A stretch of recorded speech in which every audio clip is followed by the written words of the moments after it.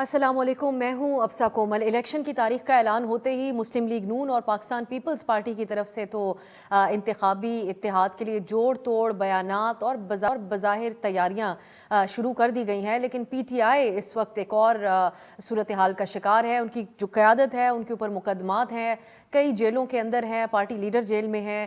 دوسری طرف ایک لیول پلینگ فیلڈ کے حوالے سے بھی شکوہ ہے۔ پی ٹی آئی کی اگر بات کی جائے تو وہ اس قسم کے بیانات دیتے ہیں کہ ہمارے پاس تو پلینگ فیلڈ ہی نہیں ہے، تو لیول پلینگ فیلڈ دور کی بات ہے۔ ایک اور شکوہ بھی ان کی طرف سے سامنے آ رہا ہے کہ لوگوں کو موبلائز کرنے کے لیے اس کی بھی اجازت نہیں دی جا رہی ہے، اس فرنٹ پہ بھی سٹرگل کر رہی ہے ان کی جماعت۔ تو آج کے پروگرام میں ہم یہ جاننے کی کوشش کریں گے کہ قیادت کے بغیر پاکستان تحریک انصاف کیسے الیکشن میں جائے گی، اور کیا پی ٹی آئی کا بھی کسی سیاسی جماعتوں سے کوئی رابطہ ہو رہا ہے، کوئی اتحاد ممکنہ طور پر ہو سکتا ہے ایز آف ناؤ، کیا صورتحال ہے، یہ جاننے کی کوشش کریں گے۔ اور اس کے علاوہ ہم پروگرام میں میاں صاحب کی جو کوئٹہ میں سرگرمیاں تھیں، آج تمام ڈسکشنز کا محور وہ بنی ہوئی ہیں۔ دوسری طرف نون لیگ کی جو انتخابی حکمت عملی ہے اس حوالے سے بھی ہم جاننے کی کوشش کریں گے۔ پروگرام کے دوسرے حصے میں اس وقت میرے ساتھ موجود ہیں پی ٹی آئی کے سینئر رہنما علی محمد خان صاحب۔ بہت شکریہ علی محمد خان صاحب آپ کے قیمتی وقت کے لیے۔ میں آپ سے یہ جاننا چاہوں گی کہ یہ جو سیاسی جوڑ توڑ ہے مسلم لیگ نون کا، اور جو بظاہر کانفیڈنس ان کی طرف سے دکھانے کی کوشش کی جا رہی ہے، گمان ایسا ہو رہا ہے کہ 2018 کی پاکستان تحریک انصاف ہے، مسلم لیگ نون نہیں ہے یہ۔ تو آپ کیسے دیکھ رہے ہیں میاں صاحب کا جو کل کی بلوچستان میں ان کا پڑاؤ تھا، 2 درجن سے زائد وہاں سے الیکٹیبلز کے نون لیگ میں شامل ہونے کی خبریں، یہ کامیابی ہے میاں صاحب کی سیاسی طور پر یا یہ ہوا کا رخ ہے؟ اس پہ آپ کا کیا تبصرہ ہے؟ بہت شکریہ۔ بسم اللہ الرحمن الرحیم۔ اللہم صلی وسلم مبارک علی سیدنا محمد وعلی آل محمد۔ دیکھیے، حکومتیں جو ہے اس کا بننا ایک اہم ہوتا ہے سیاسی جماعت کے لیے، لیکن حکومت سے زیادہ کسی جماعت کا بیانیہ اہم ہوتا ہے اور اس کی سیاسی بنیاد اور سیاسی ساکھ اہم ہوتی ہے۔ اگر کوئی حکومت بنا کے آپ اپنی سیاسی ساکھ کھو دیں، آپ کے ہاتھ سے آپ کا بیانیہ جاتا رہے اور آپ کا ووٹر جو ہے وہ آپ کو ڈیفینڈ نہ کر سکے عوام میں۔ دیکھیں، سیاسی جماعت، میں چونکہ پولیٹیکل ورکر ہوں اس لیے میں آپ کو عام بات کروں گا، سیاسی جماعت بنتی ہے نائی کی دکان پہ، دودھ کے ہوٹل پہ، چائے کے ہوٹل پہ، ایک ٹرک سٹاپ پہ، ایک بس سٹاپ پہ، ایک بہت ہی چھوٹی سطح پہ جو شاپس ہوتے ہیں، جو بازار، کھیت کھلیان، شہروں میں، گاؤں میں، دیہاتوں میں گفتگو ہوتی ہے، وہاں سے ایک نیریٹو ڈیولپ ہوتا ہے۔ مختلف جماعتوں کے ووٹر، ورکر، سپورٹر شام کو بیٹھ کے آپس میں ڈسکشن کرتے ہیں، ان کے بیچ میں ایک مذاکرہ آپ کا ہمارا ہوتا ہے، ایک ان کا شام کو اپنا لگا ہوتا ہے۔ وہاں پہ اصل میں ہوا یہ ہے کہ میاں نواز شریف صاحب نے اقتدار کو حاصل کرنے کے لیے اپنے ووٹر اور اپنے سپورٹر، خاص کر اپنے کارکن کے ہاتھ سے وہ بیانیہ چھین لیا، جس بیانیے کی بنیاد پہ ان کی جماعت اپنے آپ کو آگے مستحکم کر رہی تھی۔ ایک سیاسی جماعت کے ہاتھ میں اس کی سب سے بڑی طاقت اس کا بیانیہ ہوتا ہے۔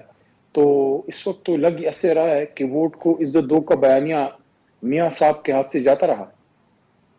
یہ تو علی صاحب پھر وہ ان کا اس کی مختلف ڈیفینیشن ہے۔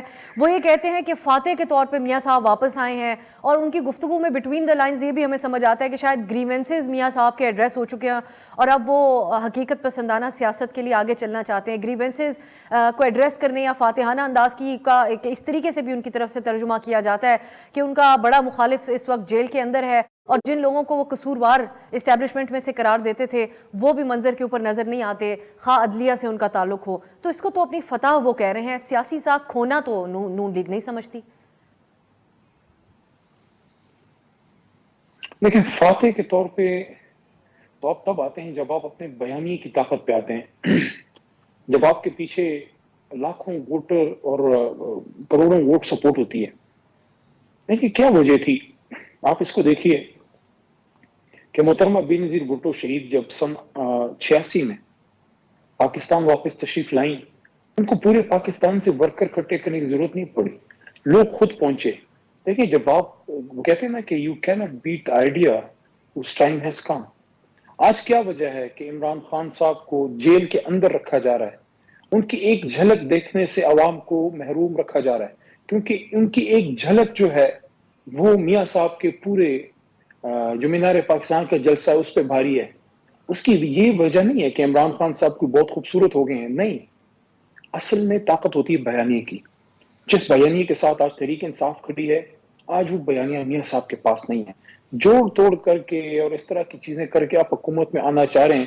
اصل میں تو پولیٹیکل جماعت کو اپنے بیانیے کی طاقت سے آگے جانا چاہیے. وہ اب ان کے پاس نہیں ہے تو کون سے کہاں کفاتے, کس طرح کفاتے.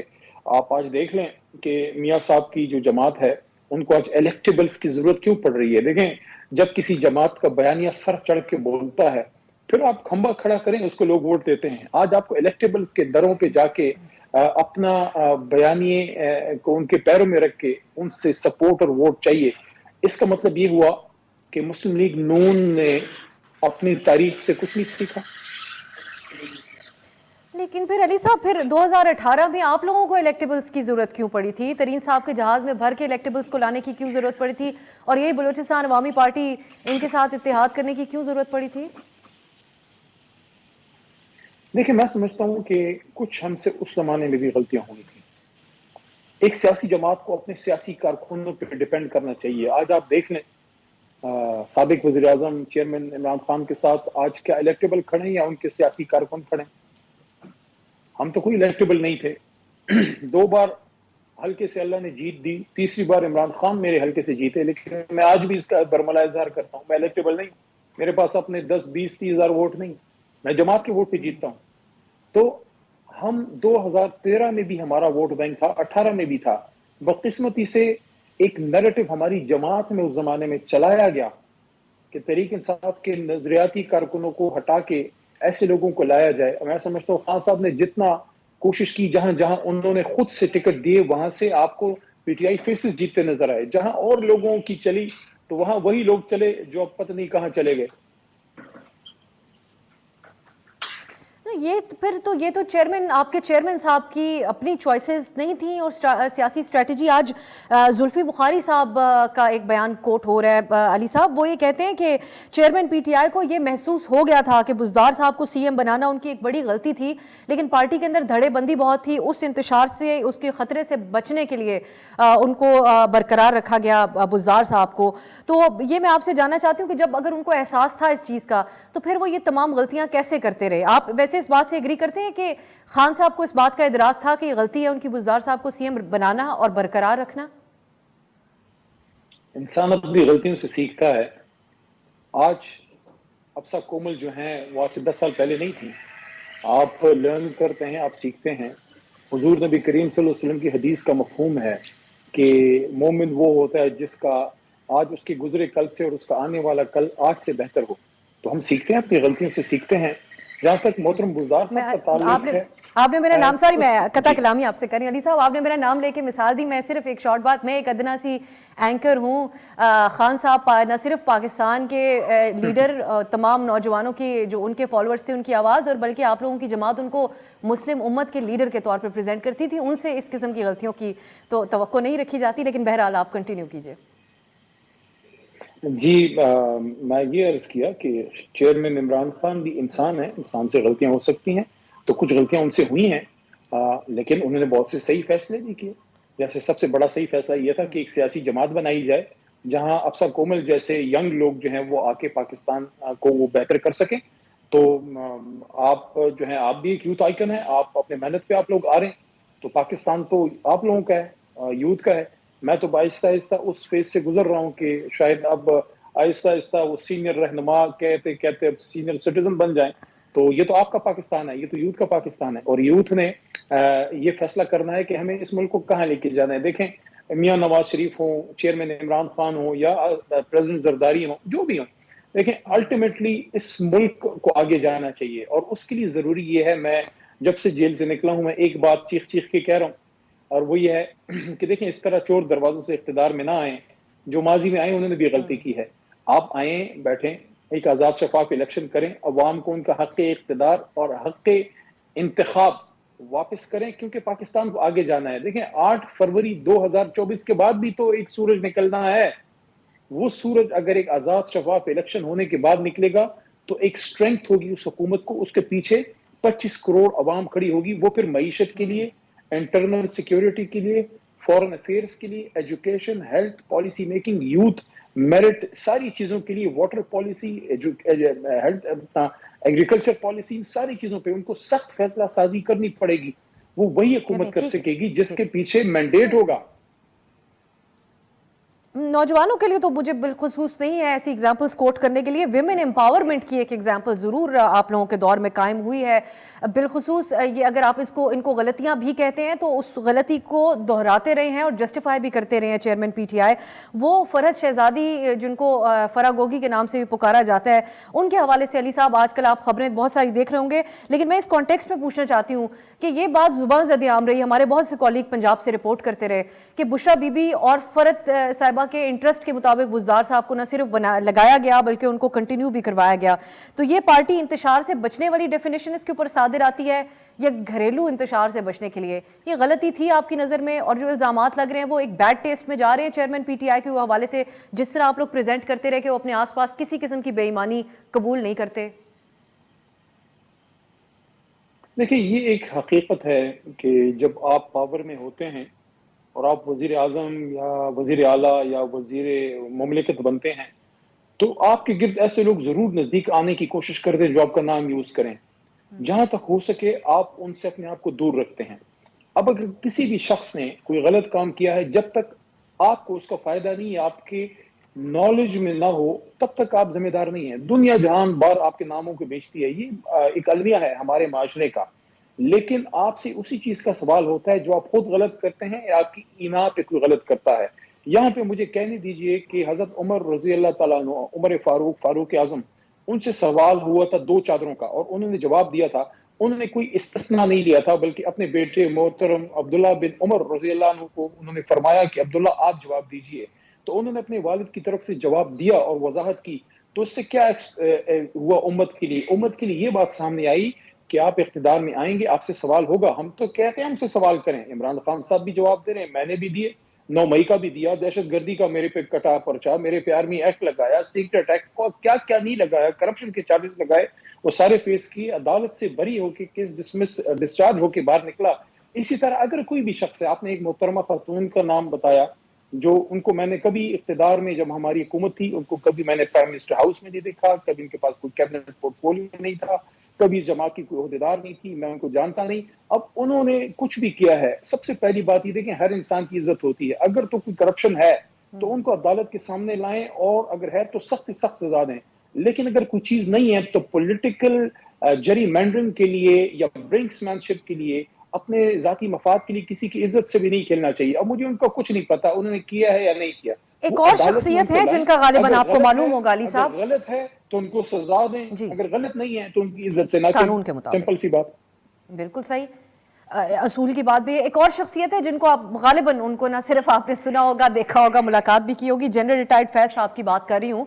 ان کے اوپر بھی آج کل الزام لگ رہا ہے، سپریم کورٹ کی عدالت تک پہنچ چکا ہے. عہدے کا غلط استعمال، ایک نجی ہاؤسنگ سوسائٹی کے مالک کو نہ صرف دھمکانے بلکہ بہت برے طریقے سے دھمکانے کے الزامات ہیں.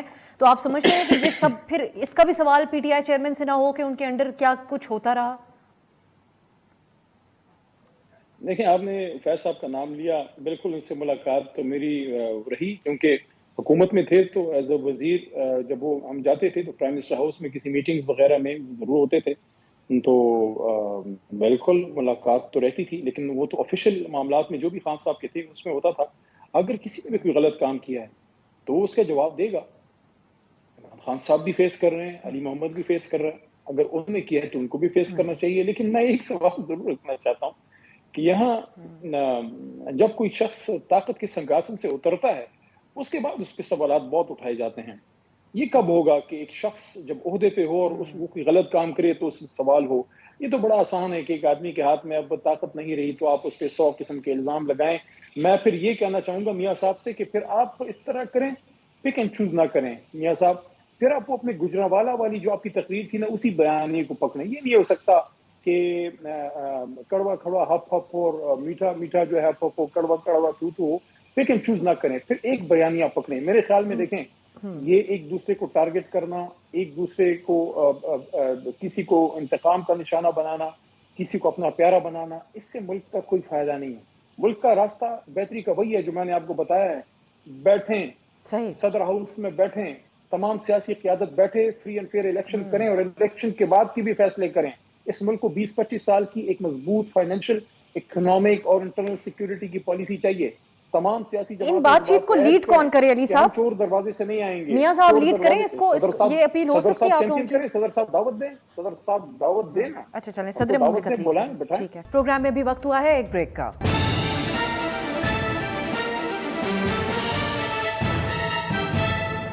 ब्रेक के बाद खुश आमदीद। अली साहब एक और चीज़, अब क्योंकि इलेक्शंस के हवाले से बात है, आप लोगों की क्या हिकमत अमली होगी? आपकी तो कानूनी टीम भी एक हद से ज़्यादा हमें पूरी उम्मीद नहीं नज़र आती कि चेयरमैन साहब शायद इलेक्शन से पहले बाहर हों भी या ना हों जेल से, लेकिन लीड कौन करेगा कैंपेन, इस बारे में बड़ी कन्फ्यूजन है। कौन टिकट्स देगा, क्या होने जा रहा है, इस पर अगर आप कुछ बता सकें हमें।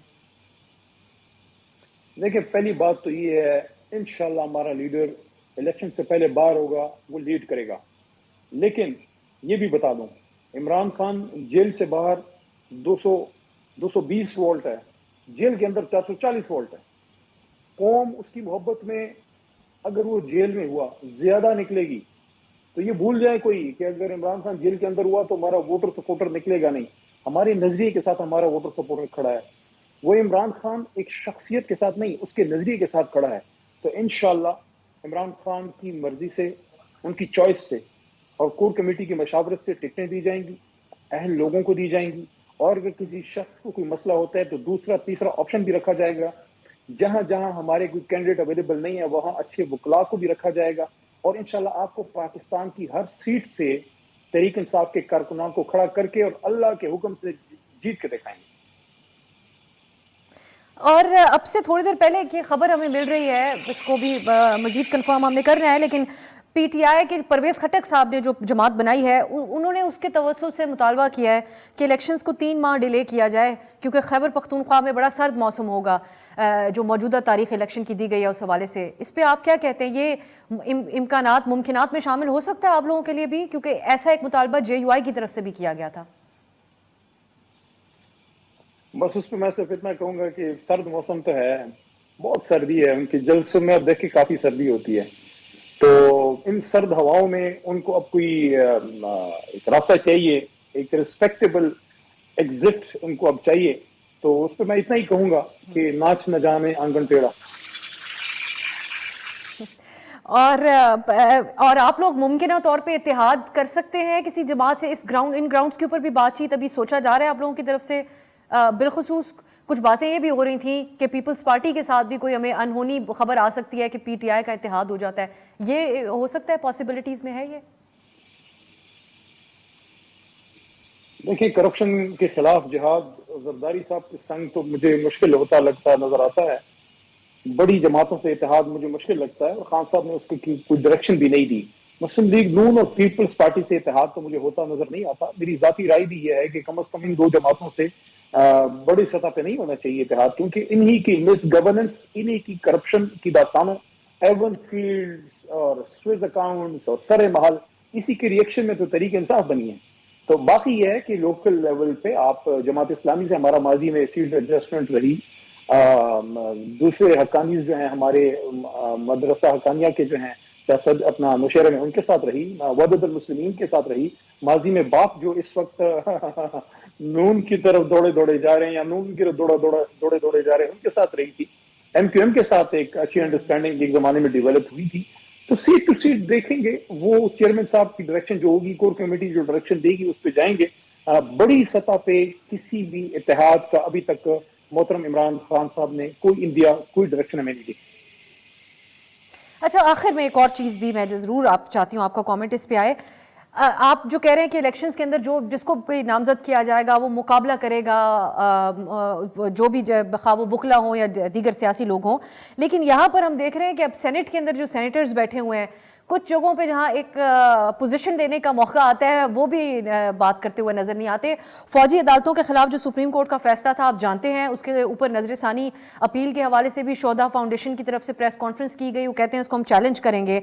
सेनेट के अंदर बहस हो रही थी, नून लीग की सेनेटर सादिया अब्बासी साहिबा ने इख्तलाफ किया इस हवाले से, जो केयर टेकर गवर्नमेंट भी कहती है कि सुप्रीम कोर्ट के फैसले के खिलाफ जाएंगे।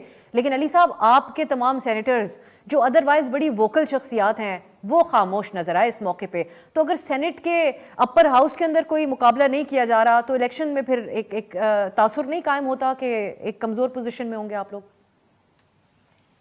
نہیں، مقابلہ ہم کریں گے انشاءاللہ. جہاں جہاں مسئلے مسائل تو ہونے ہیں وہ آپ کو پتہ بھی ہے، لیکن the larger good of the country انشاءاللہ تحریک انصاف. دیکھیں تحریک انصاف کیا ہے؟ تحریک انصاف عام آدمی کی، ایجوکیٹڈ مڈل کلاس کی، ان کی ایک آواز ہے کہ وہ 90 کی دہائی سے لے کے آج تک مسلم لیگ نون اور پیپلز پارٹی کی جو ساجھیداری کی ہنڈیا ہے اس سے تنگ تھے کہ ابھی تمہاری باری، آگے ہماری باری، مجھے پنجاب دے دو، تم سندھ لے لو، کراچی ایم کیو ایم کو دے دو، اس طرح خیبر پختونخوا مولانا صاحب کو دے دو، کبھی این پی کو دے دو. یہ باریاں لگنا، یہ آپس میں مقابلہ جو ہے بظاہر مقابلہ، پھر جمہوریت کے وسیع تر مفاد میں ایک ہو جانا، ساری ایک ہی تھالی کے چٹے بٹے ہیں. اسی کے جواب میں تو تحریک انصاف بنی ہے، اس ملک کو کرپشن سے نجات دلانے کے لیے. کبھی کوئی پاکستان کی بھی عزت بنے، کوئی پاسپورٹ کی بھی ہماری کوئی عزت ہو، کوئی دنیا میں پاکستان کا بھی کوئی نام، اس کے لیے ہماری جماعت بنی ہے. 3.5 سال ہم نے حکومت کی ہے، اس میں غلطیاں بھی ہوئی ہیں، بے شمار اچھے کام بھی ہوئے، لیکن میرے خیال میں تحریک انصاف ہی اس وقت ایک واحد آپشن ہے اس قوم کے پاس. اور باقی جہاں تک سینٹ وغیرہ کی آپ نے بات کی، چاہیے کہ آپ جس جماعت کی وجہ سے وہاں پہنچے ہیں، آپ کے لیڈر کو مسئلہ ہے، اس کے خلاف غلط کیسز ہیں، آپ سٹینڈ لیں وہاں پہ. اگر ہم اتنی تکلیف برداشت کریں، جیلیں کاٹیاں، پتہ نہیں کیا کیا سہا ہے، آپ وہاں پہ دو باتیں نہیں کر سکتے. تو جو وہاں موجود تھے ان کو تحریک انصاف کے اصولی موقف کے ساتھ کھڑا ہونا چاہیے تھا. یا پھر آپ ادھر جائیں ہی نہ، اگر آپ حق بات نہیں کر سکتے پھر نہ جائیں. بہت بہت شکریہ علی محمد خان صاحب قیمتی وقت کا. ناظرین، گفتگو آپ نے ملاحظہ کی. علی محمد خان صاحب کہتے ہیں کہ حالات جتنے بھی ناسازگار ہوں ہر حال میں انتخابات کے اندر مقابلہ کریں گے. ایک بریک کی طرف جاتے ہیں. سینیٹر عرفان صدیقی صاحب ہمارے ساتھ موجود ہوں گے، ان سے جانیں گے کہ میاں صاحب کے اوپر جو لاڈلا کا لقب اٹیچ کیا جا رہا ہے اس کا وہ مقابلہ کیسے کریں گے. شارٹ بریک کی طرف جاتے ہیں، واپس آ کے اس پہ گفتگو ہوگی.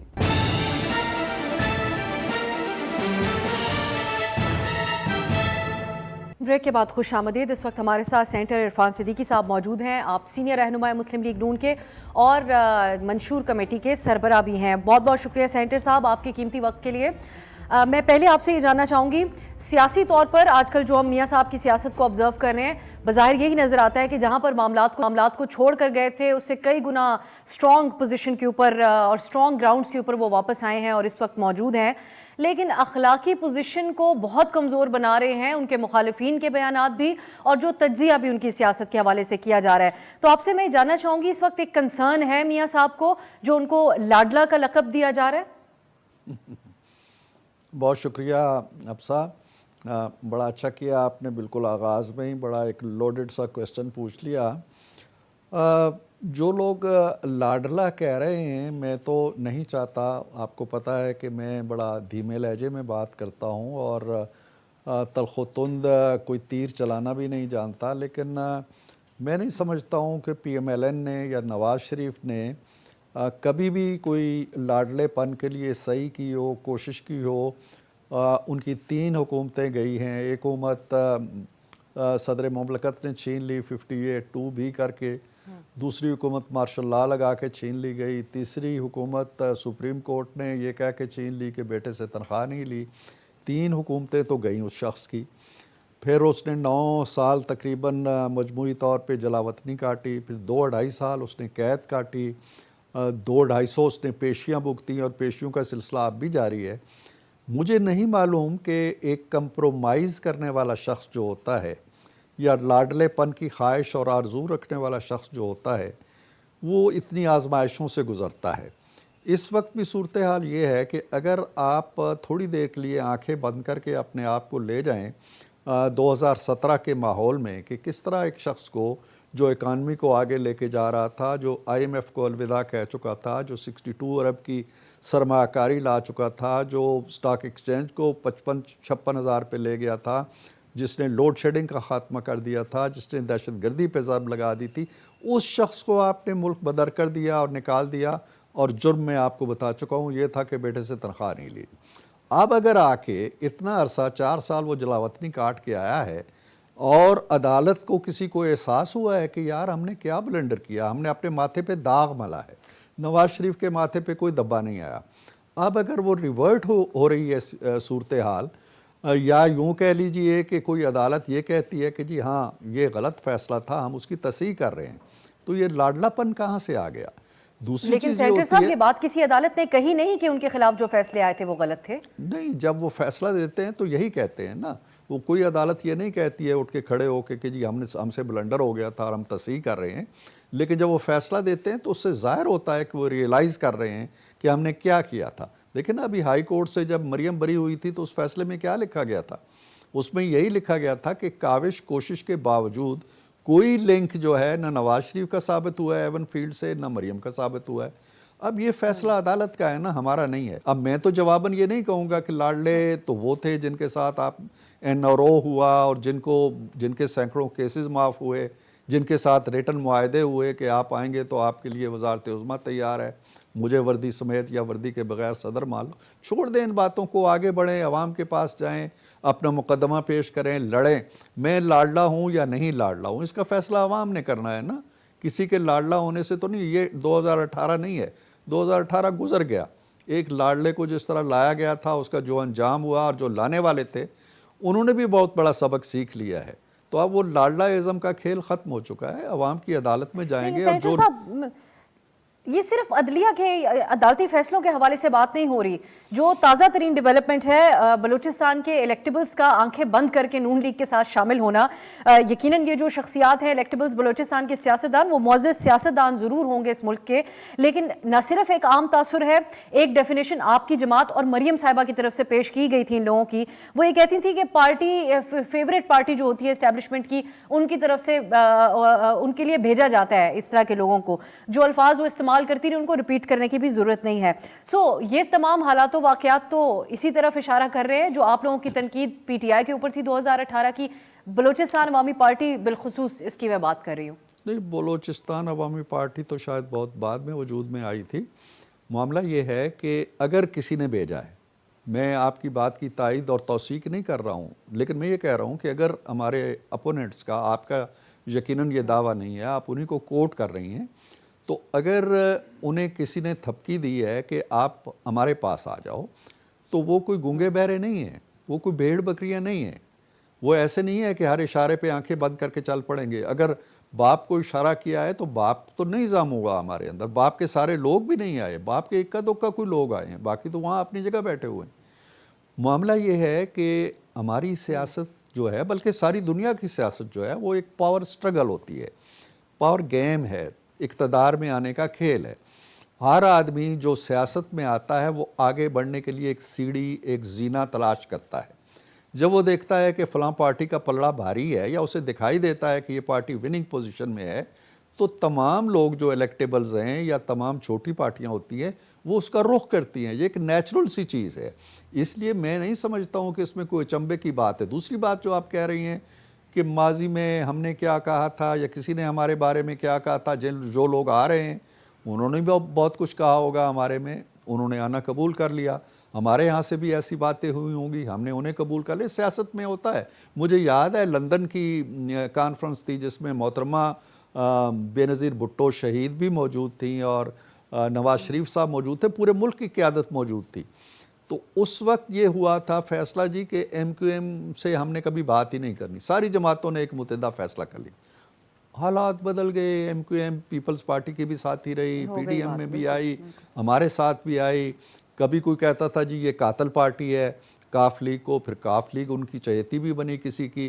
تو سیاست کے اندر یہ چیزیں میرا خیال ہے کہ ہوتی رہتی ہیں. یہ کوئی اچنبے کی بات ہمارے یہاں نہیں لیکن ہو. سینیٹر صاحب مجھے اجازت دیں یہ پوچھنے کی، پھر بلاول صاحب جب یہ بات کہتے ہیں کہ یہ بلوچستان جانا میاں صاحب کا ان کی کمزوری کو ظاہر کرتا ہے کہ وہ پنجاب میں بھی سٹرونگ نہیں ہے، اور آپ بھی کہتے ہیں کہ یہ پاور سٹرگل ہے. میاں صاحب کو پاور سٹرگل کرنے کی ضرورت کیوں پیش آ رہی ہے جب آپ کی جماعت ان کو پریزنٹ بھی ایسے ہی کر رہی ہے کہ وہ فاتحانہ انداز میں واپس آئے؟ ان کا کوئی مخالف اس وقت گراؤنڈ میں نظر نہیں آ رہا، خواہ وہ عدلیہ سے تعلق رکھتے ہوں، اداروں سے تعلق رکھتے ہوں، یا جو اڈیالہ جیل کے اندر اس وقت پہ بیٹھے ہوئے ہیں. تو پھر یہ میاں صاحب کے گلے کا توق ہی نہ بن جائیں، کیونکہ جاتے جاتے خان صاحب نے بھی یہ بات کہی کہ ان کی ایک بہت بڑی غلطی تھی الیکٹیبلز کو اور اتحادیوں کے ساتھ مل کے حکومت بنانا. دیکھیں اگر ہمارے گلے کا توق بنے گی تو یقیناً ہم بھگتیں گے اس کو. ہمارے جو معاملات ہیں اگر ان کی وجہ سے خراب ہوتے ہیں یا ہم اچھی گورننس نہیں کر سکتے یا بلیک میل ہوتے ہیں کسی کے ہاتھوں، تو وہ ہم بھگتیں گے نا. اس میں میرا خیال ہے بلاول صاحب کو کوئی زیادہ تشویش نہیں ہونی چاہیے ہمارے بارے میں، کیونکہ ہم اپنے بارے میں سوچتے ہیں، وہ اپنے بارے میں سوچیں. اگر یہی لوگ ان کے پاس چلے جاتے تو شاید ہم یہ بات کہہ رہے ہوتے. میں اس لیے کہتا ہوں کہ سیاست میں ان چیزوں کو آپ زیادہ سنجیدگی سے نہ لیں. یہ لوگ جو اپنا راستہ چن کے ہمارے ساتھ آئے ہیں اور ہم انہیں ساتھ لے کے چل رہے ہیں، ہمیں اندازہ ہے کہ کل جب یہ حکومت بنے گی اور یہ ہمارے ساتھی ہوں گے، ہمارے لیے کیا مشکلات ہوں گی، کیا آسانیاں ہوں گی، کیا ہم نمبر گیم پوری کر سکیں گے، کیا نمبر گیم کے بعد ہم آئین میں ترمیم کر سکیں گے. Lot of things to be considered. ایسے نہیں ہوتا ہے. تو لہٰذا ہم مشکلات میں آئیں گے تو ان کے لیے خوشی کی بات ہے، انہیں کوئی تشویش نہیں ہونی چاہیے. صرف بلوچستان کی بھی اگر بات کریں، سینیٹر صاحب میاں صاحب نے وہاں جا کر جو گفتگو کی لیڈران سے، یہی کہا کہ ڈیولپمنٹ کرنا چاہتے ہیں، وہ حالات بہتر کرنا چاہتے ہیں صوبے کے. یہ جو شخصیات آپ لوگوں کے ساتھ شامل ہو رہے ہیں، یہ مختلف حکومتوں کے ساتھ شامل رہے، پاور میں بھی رہے بلوچستان میں، لیکن عوام کے حالات کے لیے تو کوئی فرق نہیں پڑا. تو پھر کوئی سٹینڈرڈ بھی تو اس چیز کا ہونا چاہیے، بالخصوص اگر ڈیولپمنٹ کے حساب سے بھی دیکھا جائے نون لیگ کی طرف سے، کہ کن کے ساتھ وہ اتحاد بنا رہے ہیں اور کون لوگ آپ لوگوں کے لیے الیکشن لڑیں گے. ان لوگوں نے ڈیلیور نہیں کیا ابھی تک. ایک ایگزامپل ہے جو کل بھی ہمارے پروگرام میں کوٹ ہوئی، کانگو وائرس کا کیس آیا بلوچستان میں، ڈاکٹر وہاں پر اسپتال یا ICU موجود نہیں تھا اور ان کو کراچی لے جانا پڑا. یہ تو بلوچستان کے حالات ہیں. دیکھیں، بلوچستان کے حالات کو بلوچستان کی لیڈرشپ نے میرا خیال ہے کہ اپنے سر پہ نہیں اٹھانا اور نہ ان کے بس کی بات ہے. یہ ہمیشہ مرکزی حکومت ہوتی ہے، وفاقی حکومت ہوتی ہے، وزیر اعظم ہوتا ہے جو بلوچستان کے حالات کو اہمیت دیتا ہے. آپ جانتے ہیں کہ پیپلز پارٹی نے بھی بلوچستان کے لیے ایک پیکج دیا تھا، ہم نے بھی دیا تھا. گوادر کو ہم نے ڈیولپمنٹ کیا، ہم نے وہاں دانش اسکول کھولا، ہم نے اور بہت سے کام کیے. انہیں یہ اندازہ ہے بلوچستان کی پارٹیوں کو کہ اگر کوئی ڈیلیور کرنے والی جماعت ہے. دیکھیں نا، اب صاحب بڑے میں جو کومنٹس کرنے لگا ہوں وہ تاریخ کا ریکارڈ ہے. 15 سال پیپلز پارٹی نے حکومت کی ہے پاکستان کے اوپر، 9 سال حکومت کی ہے مسلم لیگ نون نے، 4 سال حکومت کی ہے عمران خان صاحب نے. اب ان ساروں کا پھر ماشاء اللہ الگ ہے، ان سب کا آپ موازنہ کریں اور پوچھیں ان سے کہ جناب 15 سال میں آپ نے بلوچستان کے لیے کیا کیا، پاکستان کے لیے کیا کیا، پنجاب کے لیے کیا کیا. کوئی 2 4 5 چیزیں گنوا دے. کوئی نہیں ہے ان کے پاس، ایک چیز بھی شاید نہ ہو. وہ خان صاحب سے پوچھیں جی کہ آپ ذرا 4 سالوں کا اپنا کٹا چھٹا بیان کر دیں جو عوام کی کارکردگی ہے، جو افغانستان کے لیے آپ نے کیا، جو بلوچستان کے لیے آپ نے کیا ہے. دامن خالی ہے، سوائے اس کے کہ اس کو پکڑو، اس کو جیل میں ڈالو، اس پر نیب کا کیس بناؤ، نیب نہیں ہے تو FIA میں دے دو، قرارداری ایکٹ میں پکڑو، غداری ایکٹ میں پکڑو، پنکھے اتارو. یہ ان کا ایجنڈا تھا. 4 سال میں کچھ نہیں ہے. ہم سے آپ پوچھیں، ابھی مجھ سے پوچھیں کہ جی آپ گنوائیں آپ نے کیا کیا ہے 9 سال میں، تو میں آپ کو گنوا دوں گا. ہم نے آپ کو IMF سے چھڑوایا تھا، ہم 6% پہ آپ کی گروتھ لے گئے تھے، ہم نے 15,000 میگا واٹ بجلی دی، ہم نے لوڈ شیڈنگ ختم کی، ہم 60 ارب ڈالر کی سرمایہ کاری لے کے آئے، ہم نے سٹاک ایکسچینج کو کہاں پہنچایا، ہم نے فاٹف کی وائٹ لسٹ کے اندر پاکستان کو لے کے آئے، شاہراہیں بنائیں، ہم نے کارخانے لگائے، ہم نے موٹر ویز بنائیں. لاٹ آف تھنگس. ان سے پوچھیں کہ آپ نے کیا کیا ہے. لہٰذا بلوچستان کو یہ توقع ہے اور وہاں کی لیڈرشپ کو توقع ہے کہ اگر ہماری حالت بدلنی ہے تو ایک ایسے شخص کے سے ہی توقع لگائی جانی چاہیے جو اکنامک آپریٹر ہے اور جو تعمیر و ترقی پہ سنسیئرلی کام کرتا ہے، جو صرف جھوٹے دعوے نہیں کرتا بلکہ جو کہتا ہے وہ کر کے دکھاتا ہے. تو یہ بلوچستان کے لوگوں نے میرا خیال ہے کہ ہمارے کندھوں پہ بہت بڑی ذمہ داری ڈالی ہے وہاں کی لیڈرشپ نے. جی سینیٹر صاحب، مجھے ایک بریک کی طرف جانا ہے. میں ضرور کل خالد مکسی صاحب نے ہمارے پروگرام میں ان اپولیجیٹکلی میں ضرور آپ سے یہ جاننا چاہوں گی کہ پھر اب میاں صاحب کی سیاست کا محور اس حوالے سے بھی ہوگا کہ وہ اس حقیقت کو تسلیم کر چکے ہیں کہ ملک چلانا ہے تو اسٹیبلشمنٹ کے ساتھ 1 پیج پر رہ کر ہی چلانا ہوگا، کیونکہ ان کے جو سیاسی مووز ہیں اس کو ایک ایکسپرٹ سیاستدان کے مووز بھی کہا جاتا ہے. وہ پاکستان کے 3 بار کے پرائم منسٹر رہ چکے ہیں. شارٹ بریک کے بعد گفتگو کو کنٹینیو کریں گے.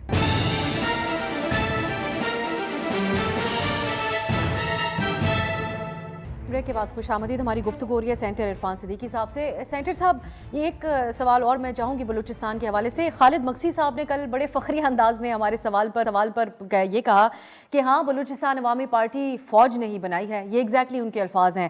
سو میں یہ جاننا چاہوں گی کہ اب جو اتحاد اگر آپ لوگوں کا ہوتا ہے جو بلوچستان عوامی پارٹی کے ساتھ, اس کو اگر یہ کہا جائے کہ یہ آپ لوگوں کا بلوچستان کی حد تک اسٹیبلشمنٹ سے اتحاد ہے, آپ لوگ شکوہ نہیں کریں گے اس پہ؟ اور یہ بھی پھر سمجھا جائے کہ اگر کوئی اداروں کی طرف سے سیاسی جماعت بنائی جائے راتوں رات, جس کو آپ لوگ کہتے تھے پارٹی بنانا, اب یہ کوئی اچنبے کی بات نہیں ہے مسلم لیگ نون اور میاں صاحب کے لیے؟ یہ گا کہ جو 2018 کے الیکشنز تھے وہ ہماری 75-76 سالہ تاریخ کے اندر ایک بڑی منفرد حیثیت رکھتے ہیں. ایک تو یہ ہے کہ آپ نے جیت کو ہار میں اور ہار کو جیت میں بدلا, اور وہ سارے کریکٹر اب مان رہے ہیں کہ ہم نے یہ کام کیا. باجوہ صاحب سے ایک دفعہ ملاقات ہوئی تھی مولانا فضل الرحمان کی, تو انہوں نے گلہ کیا تھا کہ آپ نے یہ کیا کر دیا ہے. تو انہوں نے ہنستے ہوئے کہا تھا ہاں ہم تھوڑا مسالہ لگانا چاہتے تھے لیکن زیادہ مسالہ لگ گیا. تو یہ زیادہ مسالے والی باتیں کوئی اب پردہ نہیں رہی ہیں. دوسری بات یہ ہے کہ جس کو آپ اسٹیبلشمنٹ کہتے ہیں, شاید اس نے اپنی ہسٹری کا سب سے بڑا سبق سیکھ لیا ہے کہ جینون لیڈرشپ کو دھکا دے کے باہر نکالنا اور مصنوعی گگو کوڑے بنانا یہ ہمارے مفاد میں نہیں ہے, ملک کے مفاد میں نہیں ہے, فوج کے مفاد میں نہیں ہے. آج سب سے زیادہ گالی بھی اسی گگو کوڑے سے ان کو پڑ رہی ہے. تیسری بات یہ ہے کہ ہمارا کبھی کوئی جھگڑا نہیں رہا. یہ غلط تاثر ہے کہ ہمارا کبھی کوئی جھگڑا رہا ہے ان سے. یہ میں تفصیل سے کبھی آپ سے بات ہوگی تو میں بتا سکوں گا. ہاں یہ ضرور ہے کہ ہمارے تعلقات میں اس وقت تلخی آتی تھی جب کوئی خارجی قوت داخلی معاملات کے اندر دخل اندازی کرتی تھی, اور اس حد تک کرتی تھی کہ ملک کے لیے یا قوم کے لیے یا حکومت کے لیے مسائل پیدا ہو جاتے تھے. لہٰذا ہماری کوئی لڑائی کسی سے نہیں ہے. ہم کسی چیز کو اسٹیبلشمنٹ سمجھتے ہی نہیں ہیں. جہاں تک فوج کا تعلق ہے, فوج کا اپنا ایک کام ہے, ہم فوج کے ساتھ ہیں. جتنا میرا خیال ہے کہ نواز شریف نے اپنی افواج کے لیے, کسی پہ کوئی احسان نہیں ہے, ایٹمی طاقت دھماکہ کرنے میں میں سمجھتا ہوں کہ کوئی اور لیڈر ہوتا شاید 10 دفعہ سوچتا. اس نے دنیا بھر کی پیشکشیں ٹھکرا دی. اس نے تھنڈر طیارے کی وہاں سے چائنا سے لا کے دیے. اس نے جب بھی انہوں نے جو بھی بجٹ مانگا, آنکھیں بند. باجوہ صاحب کی سٹیٹمنٹ ہے کہ نواز شریف نے کبھی ہماری کسی ڈیمانڈ کو رد نہیں کیا. لہٰذا ایک پیج پہ ہی ہم رہے ہیں. ہم تو جب بھی آئے ہیں ایک پیج پہ رہے ہیں, ہم آئندہ بھی ایک پیج پہ رہیں گے. لیکن اس پیج کا بھارت نواز ہونے کا اور ڈان لیگز کا الزام بھی سینٹر صاحب لگا. یہ پھر بہت ہی طویل بات ہو جائے گی, لیکن میں آپ سے ایک اور, آپ کی موجودگی کا انتظار ہم نے کئی دن کیا, لیکن قدرت کا کمال کہ آج آپ نے ہمارے پروگرام میں آنا تھا, اور کل میاں صاحب کا ایک اور سٹیٹمنٹ آ گیا. ایک مختلف موضوع ہے, میں آپ کو سنانا چاہتی ہوں. سیاسی ورکرز جو خواتین سے ہوتی ہیں ان کے بارے میں کل بلوچستان میں گفتگو کر رہے تھے, ساتھ ان کے مریم صاحبہ بھی بیٹھی ہوئی تھیں. کیا کلمات میاں صاحب نے کل اپنے دہرائے ہیں وہ پہلے سنتے ہیں, میں اس پہ آپ سے ضرور بات کرنا چاہتی ہوں. ہمارے جلسے ہوتے ہیں جہاں خواتین بھی ہوتی ہیں لیکن پرامن بیٹھتی ہیں. خواتین آتی ہیں, جلسہ سوچتی ہیں اور پرامن بیٹھتی ہیں, اور کوئی وہاں یہ دمال یا کوئی اپنا ناچ گانا نہیں ہوتا. یہ پہلی بار تو بات وہ نہیں کر رہے ہیں سینٹر صاحب, واقف ہیں آپ اس بات سے. ہماری خواتین آتی ہیں, ہماری خواتین, ان کی خواتین, یہ تفریق بھی بہت کم ہم نے سیاسی لیڈران کی طرف سے دیکھی. لیکن یہ آپ اگری کرتے ہیں میاں صاحب کے اس بیان سے جس انداز میں وہ گفتگو کر رہے ہیں؟ سیاسی خواتین ورکرز غالباً, اور یہ ان کا نشانے پہ پی ٹی آئی کی خواتین ورکرز ہیں؟ نہیں, یہ پی ٹی آئی کی خواتین ہیں یا نہیں ہیں, میاں صاحب کا اپنا ایک ماحول ہے گھریلو, اپنا ایک کلچر ہے, اپنے گھر کی ایک تہذیب ہے, اپنا ایک نظریہ ہے, اس کے مطابق انہوں نے بات کی ہے. اور اس میں تو کوئی شک نہیں ہے نا کہ جو بات انہوں نے کی ہے اس میں ایک وزن ہے. جو انہوں نے کہا جی کہ فلاں کے جلسے میں اس طرح کے ایکشنز ہوتے ہیں یا کام ہوتے ہیں, یہ بھی آپ جانتی ہیں کہ ہوتے ہیں. اس سے آگے بڑھ کے بھی ہوتے ہیں. آپ کی کتنی اینکرز کو مار پڑی ہے, آپ کی کتنی اینکرز کے ساتھ توہین ہوئی ہے وہاں پہ. یہاں آپ کو یاد ہوگا کہ ایک اینکر بیچاری جو تھی وہ رو پڑی تھی برسر عام. تو یہ بد تہذیبی بھی ان کے جلسوں میں ہوئی ہے نا. بالآخر پھر اس کی بات میاں صاحب نے کبھی نہیں کی. میاں صاحب نے عورتوں کو ایڈریس کبھی ان کے مسائل کے حوالے سے بھی نہیں کیا. عورتوں کو ایڈریس کیا, لیکن انہوں نے کوئی ایسی بات نہیں کہہ دی ہے جو انہونی بات ہے. وہ آپ کو بھی معلوم ہے, مجھے بھی معلوم ہے. اب انہیں کہنی چاہیے تھی یا مصلحتاً نہیں کہنی چاہیے تھی, یہ ایک الگ بحث ہے. لیکن یہ کہ انہوں نے کیا کوئی غلط بات کہہ دی ہے، غلط بات نہیں ہے، خلاف حقیقت۔ یہ میاں صاحب کا اپنا نظریہ ہے یا آپ کیونکہ ان کی تقاریر لکھتے بھی ہیں تو جو انہوں نے واپس آ کر تقریر کی تھی اس میں جب یہ بات کہی تھی تو یہ آپ نے لکھی ہوگی تقریر میں، آپ کے نظریے سے بھی آپ اتفاق کرتے ہیں اس نظریے سے؟ میاں صاحب کی تقریریں جب لکھی جاتی ہیں تو اس میں ایک ایک جملہ نہ تو لکھا جاتا ہے، نہ وہ اس کا رٹا لگاتے ہیں، نہ وہ اس کی ادائیگی کرتے ہیں۔ آپ اس پوری تقریر کو دیکھیں، مینار پاکستان والی کو، کتنی دفعہ انہوں نے کاغذ دیکھا ہے۔ لہٰذا وہ بہت سی باتیں ایسی کرتے ہیں جو اسکرپٹ کا حصہ نہیں ہوتی ہیں، لیکن میں ہرگز یہ نہیں کہتا ہوں کہ یہ دیکھیں نا، اس کے دو حصے ہیں۔ ایک یہ ہے کہ کیا انہیں کرنی چاہیے تھی یا نہیں کرنی چاہیے تھی، دوسرا یہ ہے کہ کیا انہوں نے کوئی غلط بات کہی ہے۔ ایسا نہیں ہوتا ہے، ایسا ہی ہوتا ہے۔ اگر انہوں نے اپنی کسی مصلحت کو بالائے طاق رکھتے ہوئے اپنے دل کی بات کہہ دی ہے، منافقت نہیں کی ہے، تو آپ اس کی داد دیں۔ تو پھر یہ سینٹر صاحب سمجھا جائے، ایک تو کلچر کے حوالے سے اس پہ بھی بڑی یہ قابل بحث بات ہے، بر صغیر کے کلچر کے اندر موسیقی یا یہ رقص وغیرہ یہ چیزیں تو رہی۔ اب یہ سمجھا جائے کہ اگر پرائم منسٹر دوبارہ بن جاتے ہیں میاں صاحب تو وہ پابندی لگائیں گے، شادی کے فنکشنز میں بھی خواتین ڈانس نہ کریں، رقص نہ کریں یا کچھ اس کو سیلیبریٹ نہ کریں، اور سیاسی جلسوں کے اندر بھی۔ ابسا، آپ کو گھبرانے کی کوئی ضرورت نہیں ہے۔ ان تمام چیزوں کی تین دفعہ وہ وزیر اعظم رہ چکے ہیں، انہوں نے 3 دفعہ بھی پابندی نہیں لگائی اور چوتھی دفعہ بھی نہیں لگائیں گے۔ اس لیے آپ آزادی سے شادی کے فنکشنز میں جائیں، انجوائے کریں سہیلیوں کے ساتھ، اس میں کوئی قدغن نہیں ہے۔ لیکن ویسے سینیٹر صاحب ایک وجہ یہ بھی ہے کیونکہ وہ صرف ایک سیاسی لیڈر نہیں ہے، مسلم لیگ نون کے 3 بار کے پرائم منسٹر بھی رہ چکے ہیں۔ یہ ہماری خواتین اور دوسری خواتین کہہ کے ایڈریس کیسے کیا جا سکتا ہے عورتوں کو؟ یہ تو ہم نے اس کے علاوہ نہیں دیکھا کبھی، بلکہ کوشش یہ ہوتی ہے سیاسی لیڈران کی کہ وہ خواتین ووٹرز جو کسی اور سیاسی جماعت مخالف کے ساتھ تھیں ان کو قائل کیا جائے، ان کے مسائل کے اوپر بات کیا جائے، اگر انہوں نے ڈیسائیڈ کرنا ہے تو وہ ہماری طرف آئیں کسی طریقے سے۔ میاں صاحب تو ریپیل ہی کرتے ہوئے نظر آ رہے ہیں، اور بظاہر مریم نواز صاحبہ کا بھی اس میں کوئی کردار نظر نہیں آتا کہ وہ ان کو منع کرتی ہوں کہ بات ان کو کہنی چاہیے یا نہیں کہنی چاہیے۔ یہ بات نہیں ہے، بات یہ ہے کہ ہم خواتین کے لیے کیا کرنا چاہتے ہیں، ہمارے پاس کیا منصوبے ہیں خواتین کے لیے، کیا منشور ہیں خواتین کے لیے، کتنی امپاورمنٹ ہم ان کو دینا چاہتے ہیں، کتنی ان کی بے روزگاری ختم کرنا چاہتے ہیں، ملکی معیشت کے اندر ان کا کیا کردار لانا چاہتے ہیں، یہ ہمارا پروگرام ہوگا نا۔ یہ جملہ جو ہے، اس جملے کو اگر پیش نظر رکھ کے کوئی خاتون اپنا فیصلہ کرتی ہے تو ظاہر ہے کہ اس کو آزادی ہے، لیکن ایسا نہیں ہے کہ خواتین کی تعمیر و ترقی کے لیے جو ہمارے پروگرام ہیں، میں تو اس پارٹی کا نام نہیں لینا چاہتا جنہوں نے خواتین کے لیے بھی کچھ نہیں کیا، اور خواتین بھی سوائے اس کے کہ ان کو لگا دیا جی کہ جاؤ فلاں جگہ آگ لگاؤ اور فلاں جگہ پیٹرول بم پھینکو۔ ہم خواتین کو تعمیری اور مستقبل کی اچھی جو ایک سرمایہ ہے، ہماری قوت ہے، اس کو اس قوت کے طور پہ لانا چاہتے ہیں۔ ہماری اس ایک میاں صاحب کے جملہ جو ہے یہ کوئی ہمارا منشور نہیں ہے۔ میں آپ کو یہ بتا رہا ہوں کہ اپنے ذاتی خاندان کے کلچر کے، اپنا جو تہذیبی ان کا ایک بیک گراؤنڈ ہے، اس کے حوالے سے انہوں نے بات کی ہے۔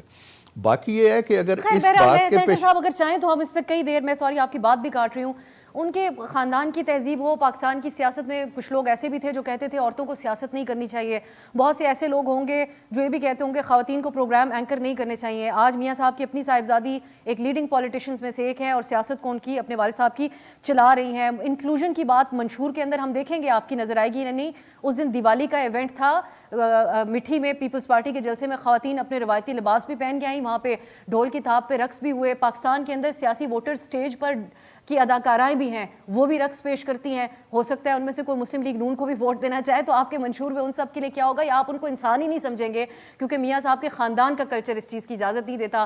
That is one of the topics. تو خیر، اب یہ میرے لیے ایک ذاتی طور پہ بطور ایک عورت ایک بڑا سیریس معاملہ ہے، کیونکہ ایک خان صاحب تھے جن کو نوجوان بہت غور سے سنتے تھے، انہوں نے کہا کہ مرد روبوٹ نہیں ہوتے، عورتوں کو ایسے لباس نہیں پہننے چاہیے، اور آج میاں صاحب ہیں وہ ریپیٹڈلی اتنے بڑے سیاسی لیڈر ہو کر اس قسم کی بات کر رہے ہیں۔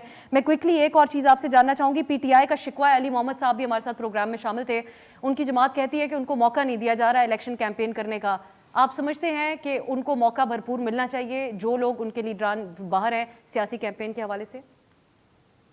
اب سا دیکھیں، میرا اس میں بڑا واضح موقف ہے، میری جماعت اس پہ کیا سوچتی ہے یا اس سے اختلاف رکھتی ہے یا نہیں ہے، لیکن میں اس موقف کو بڑا قوت کے ساتھ لکھ بھی رہا ہوں اور پیش بھی کر رہا ہوں۔ بات یہ ہے کہ پاکستان کی تاریخ کے اندر کسی سیاسی جماعت نے وہ کام نہیں کیا جو پی ٹی آئی نے کیا ہے. پی ٹی آئی نے کنسپائریسی کی. پی ٹی آئی نے کراچی سے لے کے چترال تک اور چکدرہ تک آگ لگائی, دفاعی تنصیبات کو جلایا, کور کمانڈر کے گھر کو جلایا, جی ایچ کیو پہ حملہ کیا, شودا کیا. یہ کسی جماعت نے نہیں کیا. ہر جماعت پہ مظالم ہوئے, نواز شریف پہ بھی ہوئے, کبھی کسی نے نہیں کیا. ذوالفقار علی بھٹو پھانسی چڑھ گیا, پیپلز پارٹی نے یہ کام نہیں کیا. بے نظیر قتل ہو گئی, پیپلز پارٹی نے یہ کام نہیں کیا. پولیٹیکل کریڈینشلز رکھنے والی کسی پارٹی نے نہیں کیا یہ کام. اگر کسی پارٹی نے کیا ہے اور وہ کلیم کرتی ہے جی کہ یہ پولیٹیکل ایکٹیویٹی تھی اور یہ پولیٹیکل سرگرمی تھی, یہ جمہوری حق تھا ہمارا, تو پہلے تو وہ ڈس ایسوسیٹ کرے. دیکھیں نا, یہ کام کیے تھے الذوالفقار نے, لیکن بے نظیر بھٹو نے الذوالفقار کو قریب نہیں آنے دیا, ان کے ٹائٹل کو ہی دور رکھا. اپنے بھائی کی محبت کو, بھائی کے رشتے کو, خون کے رشتے کو ایک طرف رکھا اور اپنے جمہوری کریڈنشلز کو دور کر دیا ان سے. تفریق کی لکیر کھینچی, یہ بھی لکیر کھینچے. اب ایم کیو ایم ہے, ایم کیو ایم لکیر کھینچ چکی ہے, اپنے لیڈر سے قطع تعلق کر چکی ہے اور وہ پولیٹیکل پارٹی بن گئی ہے. وہ دہشت گرد نہیں رہی, وہ بوریاں والی نہیں رہی ہے. یہ بھی یہ کلیم کریں کہ میری بات سن نہیں میری بات سن لیں نا. اب سوال آپ نے بڑا نازک کر دیا اور ٹائم ہوگا نہیں آپ کے پاس. وقت تھوڑا کم ہے, میں چاہ رہی تھی پوائنٹ آ جائے. چلے میں بند کر دیتا ہوں. نہیں آپ مکمل کریں سر. میں یہ کہہ رہا ہوں کہ یہ یا تو یہ کہیں جی کہ جنہوں نے یہ کام کیا ہے عمران خان اس میں شامل ہیں, منصوبہ بند ہے, منصوبہ سازی انہوں نے کی ہے, انہوں نے فوج کے اندر بغاوت کی ہے. فوج کے جو لوگ ملے ہوئے تھے ان کے ساتھ, ایک لیفٹیننٹ جنرل کو سزا ہو گئی, 3 میجر جنرل کو سزا ہو گئی, 7 بریگیڈیئرز کو سزا ہو گئی, 18 بندوں کو سزا ہو گئی. یہ کہاں سرخاب کا پر لگا ہوا ہے انہیں کہ یہ سارا کچھ کریں اور ان کو معاف کر دو اور یہ الیکشن لڑیں آ کے. ہاں لڑیں وہ الیکشن جو اس سے ڈس ایسوسیٹ کرتے, کہتے ہیں جی کہ نہیں ہم کنڈیم کرتے ہیں اور ہم ان کے ساتھ نہیں ہیں, ہمارا نام پی ٹی آئی ہے, ہم بلے کے نشان پہ لڑیں گے. لڑیں. لیڈر مائنس ہو جائے تو پھر آپ سمجھتے ہیں آپ خود بھی ذاتی طور پہ بھی سپورٹ کریں گے ان کی کیمپین بھرپور ہو؟ بالکل کریں گے. لیڈر کا کیا تعلق ہے جب وہ یا وہ دہشت گردی کو کلیم کریں یا ڈس کلیم کریں کہ جی میں نے ایک منہ سے ایک لفظ نہیں پھوٹ رہا ان کے کہ جی ہم سے غلطی ہو گئی تھی, ہمیں معاف کر دیں, ہم آگے چلتے ہیں. بہت شکریہ سینیٹر عرفان صاحب آپ کے قیمتی وقت کا. ناظرین آپ نے گفتگو ملاحظہ کی ہے. عرفان صاحب کہتے ہیں کہ اپنے جو لیڈر کے اقدامات ہیں, جو الزام ہے پی ٹی آئی چیئرمین کے اوپر کہ انہوں نے اکسایا اپنے ورکرز کو 9 مئی کے جو افسوسناک واقعات ہیں ان کے حوالے سے ان سے ڈس ایسوسیٹ کریں, تو وہ خود بھی سپورٹ کریں گے الیکشن کیمپین کے حوالے سے. آنے والے دنوں میں یہ بھی دیکھنا ہوگا کہ مسلم لیگ نون کی منشور کیا سامنے آتا ہے. آج کے لیے اجازت دیجیے, خدا حافظ.